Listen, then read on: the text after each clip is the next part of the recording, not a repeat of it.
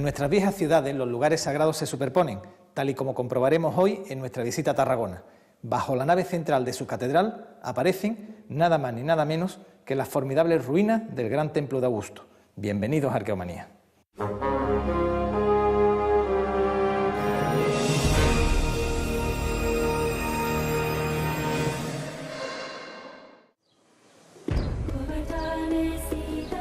El anfiteatro de Tarragona, la antigua Tárraco, fue uno de los edificios más destacados de la Hispania Citerior por sus dimensiones y actividad.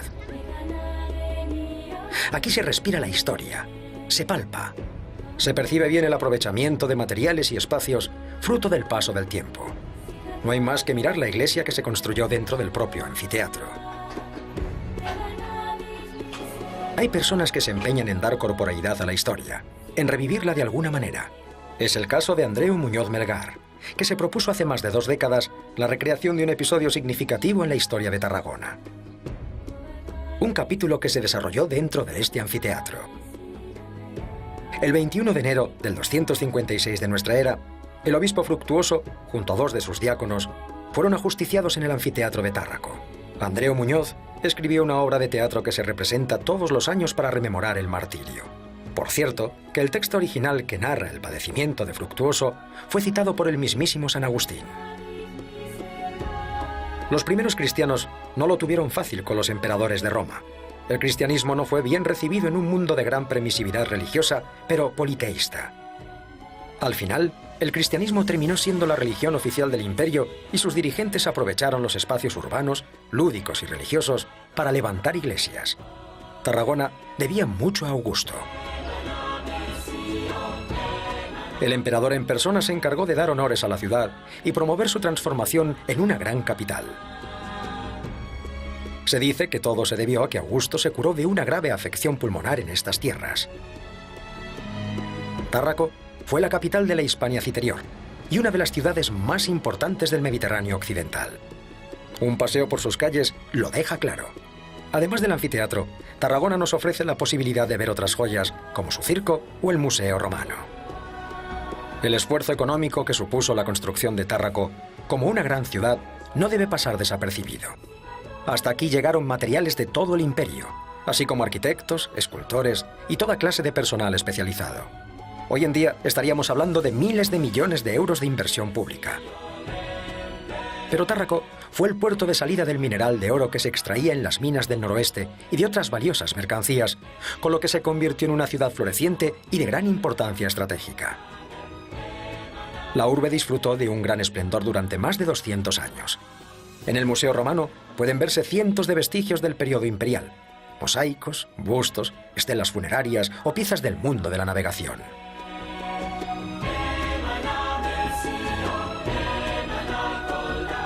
Quizá las que más destacan son las esculturas de Augusto. Bien sea como togado o como general, Augusto se representó con frecuencia en todo el imperio, y Tárraco no fue una excepción. Pero Tárraco no solo erigió esculturas a Augusto, también le dedicó un templo, un gran templo, y Andrés Muñoz, junto a Ima Teisel y Josep María Macías, se han empeñado en descubrirlo.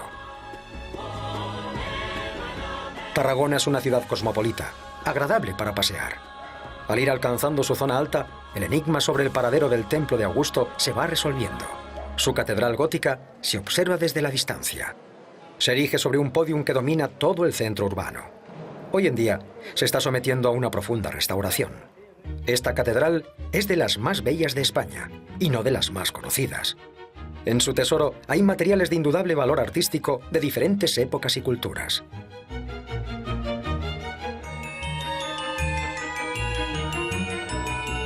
Y uno de los tesoros que pasa desapercibido es un muro de su claustro. Un muro que perteneció a una gran plaza, la plaza en la que debió estar el templo dedicado a Augusto.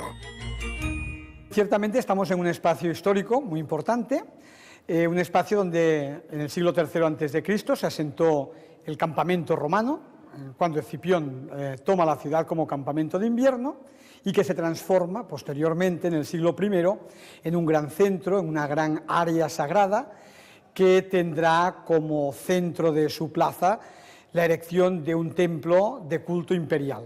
Detrás de mis espaldas tenemos, por lo tanto, el ángulo de esta gran plaza que rodeaba el templo romano de culto imperial y que era, pues, en el punto donde estamos, un enorme porticado desde el cual se podía contemplar la parte lateral de este templo. Estamos hablando de unas dimensiones en torno a las 2 hectáreas aproximadamente. El lugar estaba localizado. Los arqueólogos estaban sobre la pista correcta. Pero el proceso de restauración de la catedral les daba un tiempo limitado para hallar el templo de Augusto y algunas pruebas. No somos los primeros. Desde hace 300 años la gente ha estado investigando sobre esta posibilidad, si el templo de Augusto estaba debajo de la catedral.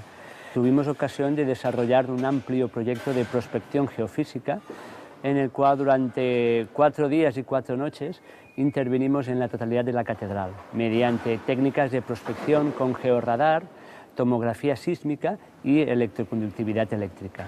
Es de emitir una serie de ondas magnéticas, electrónicas, al fin y al cabo a partir de una diferente respuesta del material que se encuentra en el subsuelo y a través de unos programas informáticos pueden dibujar unas alteraciones en 3 dimensiones. Es decir, la respuesta de las capas de tierra es diferente a la respuesta de los muros de mortero de cal a estas ondas. Con lo cual los geofísicos deducen a partir de esta respuesta diferenciada, deducen una superficie, deducen una volumetría.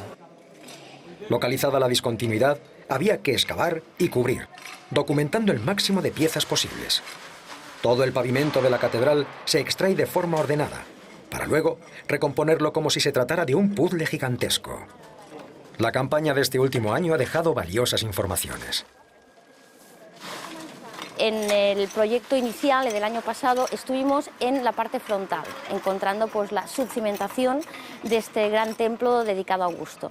Este año nos hemos ido a la otra parte, a la otra punta, tal como nos marcaban las prospecciones geofísicas, y lo que vamos a buscar es cómo cierra este templo, si tenía columnata por detrás o no la tenía, diferentes aspectos que podamos intuir a partir de la cimentación, y también incidiendo en la parte de la cela del templo. En estos momentos hemos podido observar que estamos cerca ya de esta cimentación del templo, pero que la actuación medieval es mucho mayor que en la parte frontal, la del año pasado. ¿Qué tipo de templo era el dedicado a Augusto en Tarragona? Vitruvio, en sus 10 libros de arquitectura, dejó para la posteridad toda la variedad constructiva de los templos clásicos.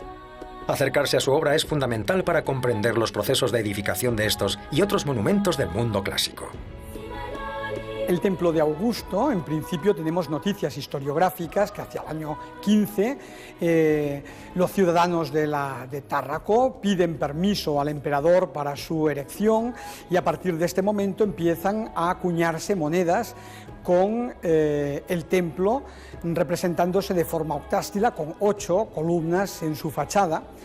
Y seguramente este templo fue construido ya a partir de la época de Tiberio. A raíz de este proyecto tomamos conciencia de una realidad geofísica que era una gran plataforma de cimentación de 27 metros de ancho por 35 metros de longitud, la cual, a raíz de estos 300 años de historiografía, planteaba con mucha seguridad la posibilidad que tuviésemos la cimentación del templo de Augusto bajo la catedral tarraconense. En esta imagen se recrea idealmente la inserción del templo de Augusto en la catedral de Tarragona. La estructura que se está excavando en el subsuelo de la catedral de Tarragona indica casi con total seguridad que estamos ante el templo perdido de Augusto. Pero son necesarias más evidencias. Había otros emplazamientos donde podría ubicarse este templo de Augusto, pero el propio desarrollo de la investigación tarraconense más los hallazgos arqueológicos y geofísicos plantean casi sin ninguna duda que esto sea la cimentación del templo. En estos momentos queremos llegar y marcar con la arqueología dónde está la línea de la cimentación del templo, a ver si hay suerte, que parece que esta vez un poco, que tengamos esta estratigrafía relacionada con esta parte posterior, y poder acercarnos a la datación de construcción del templo, que es lo que nos hace falta. Esta excavación es una de las más importantes de nuestro país. Es un momento único, irrepetible en décadas. Pronto la catedral estará restaurada del todo y se volverá a abrir al culto. El plazo para encontrar pruebas concluyentes de que el templo de Augusto estuvo aquí habrá terminado entonces.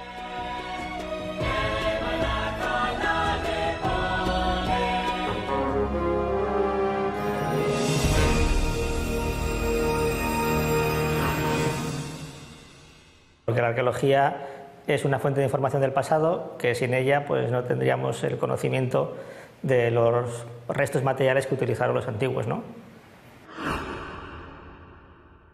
Es hacer llegar a la sociedad lo que los arqueólogos estamos investigando y hacerles entender cómo eran las sociedades antiguas que nos han precedido de una forma que sea comprensible para un público no especializado. El arqueólogo siempre debe tener en cuenta que lo que está estudiando o lo que está trabajando es un segmento muy pequeño de la sociedad que utilizó ese material que él está estudiando, ¿no? Y que por tanto sus conclusiones tienen que estar supeditadas a esta parte pequeña de la historia que es sobre la que trabaja, ¿no?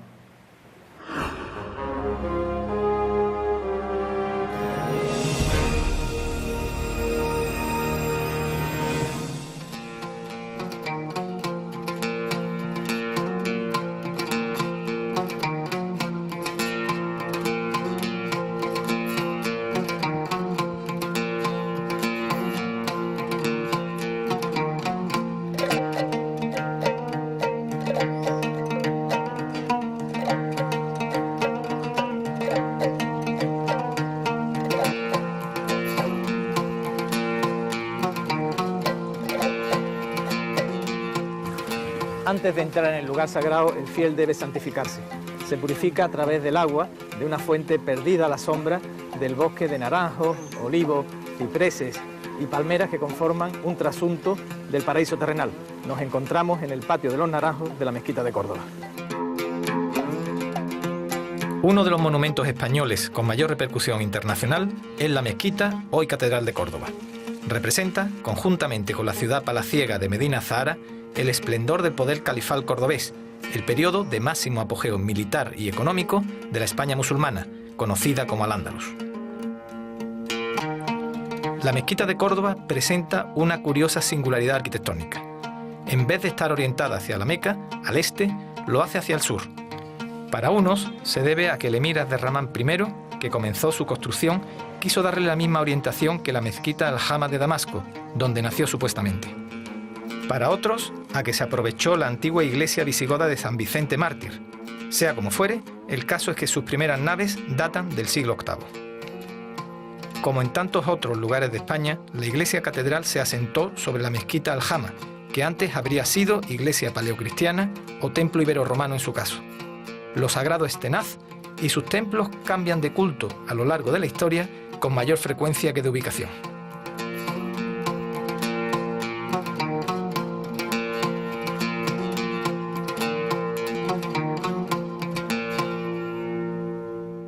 Pedro, normalmente los lugares sagrados es una continuidad del tiempo. Lo que hoy es sagrado también lo fue ayer. Esta mezquita catedral, ¿qué antecedentes religiosos tiene? Hemos hallado en las últimas excavaciones restos de varios edificios que componen un complejo episcopal, la sede episcopal de Córdoba, y al otro lado de la calle el Palacio Civil. ¿De qué siglo hablamos? ¿De qué tipo? Estamos hablando de mediados del siglo VI. Desde ese momento hasta la actualidad ha sido casi continuado el culto, menos un paréntesis entre 711 y 756.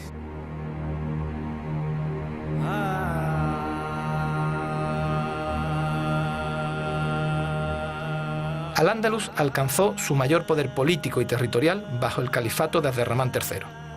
El monarca cordobés rompió cualquier lazo de sumisión, incluso religioso, con los califas de Bagdad en el año 929, cuando se proclamó príncipe de los creyentes. Poco después, en 940, ordenó la construcción de Medina Azahara, una ciudad a la altura de sus pretensiones imperiales. Construida en terraza sobre la ladera de Sierra Morena, causó el asombro de propios y extraños, como atestiguan las crónicas tanto musulmanas como cristianas de la época. Abderramán III, en plenitud de su poder y tras proclamarse califa, ordena construir Medina Azahara, y lo hace con un doble fin: por una parte concentrar el poder político y administrativo y por otra parte representar el gran poder que atesoraba, puesto que su imperio se extendía por toda la península ibérica y el norte de África. En este salón, que se llama el Salón Rico o Salón de Abderramán III, recibía a las embajadas de lejanos países que venían a hacer acuerdos comerciales, políticos o a rendirle pleitesía. Las guerras civiles destruyeron desde dentro el poder califal en 1031, para dar comienzo al periodo de las taifas. Medina Azahara fue saqueada y destruida por las propias facciones cordobesas, y sus piedras, columnas, capiteles y basas usadas como cantera de construcción. Poco a poco fue olvidada hasta quedar enterrada bajo tierra. Los toros bravos y las yeguas pastaron desde entonces hasta nuestros días en lo que todavía se conoce como Córdoba la Vieja, y que el historiador Ambrosio Morales confundió con las ruinas de la ciudad romana fundada por Claudio Marcelo. En muchas ocasiones el pueblo hace suya la historia a través de la alegoría y los mitos, y en el caso de Medina Azahara es especialmente hermosa, porque este mito, esta leyenda nos habla de amor, del amor que sentía el califa Abderramán III por su favorita Azahara, a la cual hubiera construido esta ciudad. Y como ella era cristiana del norte, dicen que echaba de menos la nieve, y entonces el califa ordenó cubrir toda esta tierra con almendros para que cuando florecía pues recordara con su blanco reluciente la nieve de su tierra. Pero más allá de leyendas hermosas, la fundación de la ciudad estuvo al servicio práctico del enorme poder que ostentó la Córdoba de su momento. Las fuentes nos dicen que la ciudad inicia su construcción entre el 936 o 940. Unas fuentes hablan del 936, otras hablan del 940. Nosotros ya sabemos que la investigación arqueológica nos dice que durante 15 años debió haber un proceso tremendo, ¿no? Un proceso frenético de construcción del palacio. Porque sabemos también que una vez que se construye el palacio comienza también un proceso de reforma del palacio realmente importantísimo, de una enorme trascendencia y de la que surgen, por ejemplo, edificios como el Salón de Abderramán III, el Salón Rico. Ese edificio no está en el programa inicial, sino que surge en virtud de esa reforma. La ciudad y el palacio tienen una vida importantísima, una vida de un protagonismo tremendo, muy importante en todo lo que es el ámbito mediterráneo, hasta la muerte de Al-Hakam II en el 976. Empezamos a ver que probablemente después de ese momento, con el califato de Gisán, la ciudad entra en un cierto declive que viene también favorecido porque Almanzor, el futuro primer ministro, el Hajib del califa Gisán, justamente construye una nueva ciudad al este de Córdoba, Madinat al-Sáhira, donde traslada todo el aparato administrativo y toda la corte desde Medina Azahara hasta al-Sáhira. Eso hace que cuando se inicia ya propiamente la destrucción de la ciudad, entre los años 1010 y 1013, la ciudad llevara ya algún tiempo en decadencia. Está excavado aproximadamente el 10% del conjunto y lo que está excavado corresponde al palacio, a la parte central del palacio y un edificio como la Mezquita Al-Jama que correspondería al ámbito de la Medina. He de reconocer que a mí me gusta mucho el trabajo que estáis haciendo, ha tenido un trabajo que está siendo muy premiado nacional e internacionalmente, el último el premio Aga Khan, pero por centrarnos en uno de los elementos, ¿no? Me parece ahora mismo más destacable de restauración, que es esa fachada tan hermosa, con esa armonía tan particular, ¿no? La fachada del Palacio de Jafar, el visir. ¿Qué técnica, qué criterio seguiste para conseguir pues una recuperación tan brillante? En Jafar optamos por no introducir elementos nuevos, sino por recuperar el material original en su emplazamiento original y solamente evidenciar la morfología externa del elemento para poder singularizarlo en el conjunto completo del edificio. Y una ciudad con una historia posterior, que no es una historia de superposición de poblamiento, realmente es un hecho maravilloso, que nos sitúa ante una perspectiva de recuperación pues también extraordinaria, ¿no? En Oriente existen estas ciudades, pero las circunstancias de los materiales que se emplearon en la construcción de esas ciudades, que están construidas fundamentalmente con adobe, no permiten de ninguna manera la recuperación como la ciudad de Medina Azahara, que es una ciudad construida íntegramente en sillería. El área de influencia del Al-Ándalus califal abarcó la práctica totalidad de la península ibérica y gran parte del África occidental. Incluso se han encontrado lápidas con el nombre de Abderramán III en la remotísima Gao, al sur del Sáhara. Las viejas ciudades caravaneras como Agadez, Tombuctú y Gao fueron testigos del esplendor de Al-Ándalus, que es el equivalente de la Atenas de Pericles en el ámbito musulmán. La lápida de la princesa Mabre, en Gao, fue tallada sobre mármol de las canteras de Macael. Entonces, los califas de Córdoba eran los líderes religiosos de gran parte del África sahariana y sus caravanas atravesaban los atroces desiertos. Al-Ándalus es un periodo de nuestra historia cuya rememoración, más o menos mítica, está aún viva tanto en el mundo musulmán como en el occidental. Las ruinas de Medina Zahara son testigo fiel de aquel florecimiento excepcional. Al-Ándalus no es tan solo la historia de los árabes, es también parte de nuestra propia historia. Debemos conocerla con sus luces y sus sombras. Medina Zahara es un libro abierto de arqueología e historia de visita obligada, que además de asombrar, sigue enamorando por su belleza y ambición osada. Las antiguas lenguas celtibéricas aún no han logrado ser descifradas. Nos despedimos hoy con nuestra particular piedra de Roseta, los bronces de Botorrita. Y no olviden que en el próximo programa vamos a continuar contándoles lo que ocurrió hace mucho, mucho tiempo.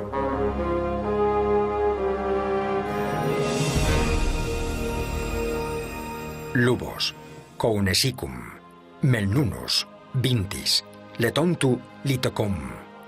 El celtíbero sonaría de una forma parecida a esta parte de la transcripción del texto celtibérico del bronce de Botorrita. Los bronces de Botorrita pueden verse en el Museo Provincial de Zaragoza. Son una serie de escritos, 4 en concreto, grabados sobre planchas de bronce. Se remontan al siglo I a.C. y en general tienen una temática legal. Se excavaron en el pueblo de Botorrita, cercano a Zaragoza, la antigua Contrevia Velaiska. Su particularidad reside, en primer lugar, en que existen pocos textos en lengua celta escritos con caracteres íberos al alcance de los investigadores, y en segundo lugar, en que presentan algunos lazos léxicos con el latín, lo que abre la posibilidad de que lleguen a ser una especie de piedra roseta. El bronce conocido como Botorrita II está redactado en latín y muestra un pleito entre los habitantes de Salduey, la actual Zaragoza, y los de Alaún, actual Alagón. La disputa se originó por una canalización de aguas. Es la primera querella documentada en la península ibérica. El bronce denominado Botorrita I está escrito en lengua celtibérica y no ha podido ser traducido, aunque los investigadores sostienen que puede tratarse de un texto legal emitido por un senado indígena. Los habitantes de Contrevia Velaiska hablaban el mismo idioma que los habitantes de Numancia. Hoy en día se está avanzando mucho en el conocimiento de las lenguas prerromanas de la península. El problema del celtíbero es que conocemos un léxico todavía excesivamente pequeño y por tanto no tenemos todas las claves para poderlo interpretar. Pero hay que comentar cómo el mundo celtibérico tiene necesidad de escribir más tarde que el mundo ibérico. El urbanismo conlleva la aparición, lógicamente, de la escritura, porque lógicamente hay que anotar y llevar las cuentas, y a su vez, lógicamente, hay que elaborar leyes, legislación, lógicamente, para que sea conocida. Caso especial es el del tartésico, un idioma que no presenta ningún vínculo con lenguas indoeuropeas ni semíticas. Lo que los paleohispanistas, los que estudian las inscripciones locales, entienden que sucede en la península antes justo de que lleguen los fenicios, nos hace ver que existen al menos dos realidades lingüísticas, una reconocible, que sería de corte indoeuropeo, algunos tipos de lenguaje sin duda muy antiguos, un indoeuropeo bastante antiguo, otros pues de tipo céltico, otros como el celtibérico, pues claramente muy bien reconocido y reconocible, pero luego existen otras lenguas que podemos definir casi por exclusión. No son ni semitas ni son indoeuropeas. En este cuerpo de lenguas que claramente no funcionan de la misma manera que las lenguas semíticas o que las lenguas indoeuropeas, estaría sin duda lo que hablaban, pues digamos, los tartésicos, o al menos aquellos que habitaban en el sur de la península ibérica donde se asentaron los fenicios y con los que entraron en contacto. Los bronces de Botorrita son un documento de gran valor histórico.